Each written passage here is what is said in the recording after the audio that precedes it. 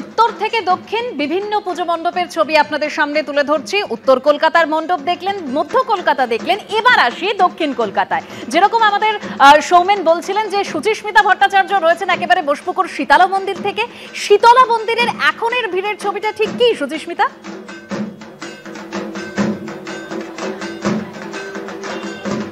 দেখো, বোসপুকুর শীতলা মন্দিরে রয়েছে এই মুহূর্তে আমরা ৭৬তম বর্ষ, আর এবছর তাদের থিম হচ্ছে সংরক্ষণ।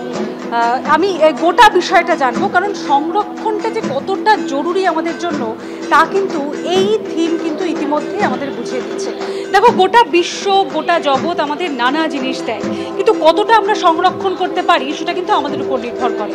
আর যে সংরক্ষণটা আমরা যদি না করতে পারি, যত আমরা জীবনের দিকে এগোচ্ছি, যত আমরা ভবিষ্যতে এগোচ্ছি, কিন্তু আমাদেরই নিজেদের বিপদ টেনে আনছি। আমরা একের পর এক জিনিস ইতিমধ্যে ধ্বংস হচ্ছে, একের পর এক নানা ধরনের বিষয় আমরা দেখতে পাচ্ছি, কিন্তু আমাদের ভবিষ্যৎ প্রজন্ম তারা কি পেতে চলেছে? কিন্তু আর তার সঙ্গে সঙ্গে এই গোটা থিমে আর কি কি চমক রয়েছে আমরা বিষয়টা জানবো। এই ইতিমধ্যে আমাদের সঙ্গে ক্লাব সদস্য রয়েছে, ডিটেলটা শুনবো একদম। আমরা এখানে তুলে ধরতে চেয়েছি কাল সংরক্ষণ বা সময়ের প্রিজার্ভেশন। আমরা প্রত্যেকেই জানি সময়কে সংরক্ষণ করা যায় না বা ধরে রাখা যায় না, কিন্তু যদি আমরা চেষ্টা করি সময়ে যে ছাপগুলো আমাদের জন্য ফেলে যাচ্ছে যুগের পরিবর্তনের মাধ্যমে, সেই সকল ছাপগুলোকে সংগ্রহ করে রাখা যায়, প্রিজার্ভের রূপ দেওয়া যায়। আমরা এখানে তুলে ধরতে চেয়েছি প্রধানত আমাদের প্রিজার্ভেশন বলতে এক গতানুগতিক ধারা আছে, সেই ধারাটার পরিবর্তন করা খুব দরকার। যেমন আমরা প্রিজার্ভেশন বলতে আমাদের মাথায় এক কাচের বাস্ক, তার মধ্যে থাকা কিছু অ্যানিম্যাল প্রিজার্ভেশনই বুঝে থাকি, এবং পেইন্টিং, স্কাল্পচার, বিভিন্ন আর্ট গ্যালারিতে প্রিজার্ভেশনই বুঝে থাকি।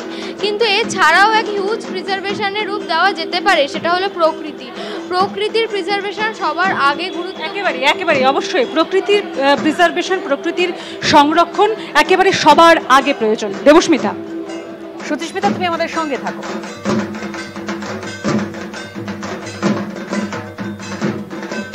শহর ছাড়িয়ে এবার এক নজরে দেখে নেওয়া যাক জেলার কয়েকটি পুজো।